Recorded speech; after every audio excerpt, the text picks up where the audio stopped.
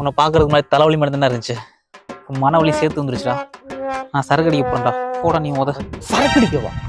மாப்பிள்ள நானும் வரேன்டா. இல்லை அவ்வளோ ரோட்ல கல் எல்லாம் கிடக்கும். அது வேற தட்டிட்டு விடுச்சுன்னா அவசரமா இருக்கும். ரோடுன்னா 4 கல் இருக்குதுன்னா செய்யும். இதெல்லாம் ஒரு பிரச்சனையா? தட்டி விட்டு போவோம். வாடா மாப்பிள்ள. இல்லடா அந்த பக்கம் போனோம்னா பூனைன்னா வரும். நம்ம வேற சரக்கு அடிக்க போறோமா? ஏதாவது சங்கடம் ஆகி போச்சுன்னா மாப்பிள்ள எலி போச்சுன்னா 2-3 பூனை பின்னாடி போதான் செய்யும். அதோட இயல்புடா. வாடா நம்ம சரக்கு அடிக்க போவோம். சரி போ. ஐயோ மாப்பிள்ள நான் டீ குடிக்க மட்டும் தான் காசு எடுத்து வந்தேன். சரக்கு அடிக்க காசு இல்லையே. ஒன்று பண்ணு, நீ கொடு, அப்புறமா ஒன்று கொடுத்துறேன். மாப்பிள்ள வெள்ளிக்கிழமை மாப்பிள்ள. வெள்ளிக்கிழமைனா சரக்கு அடிக்க கூடாது.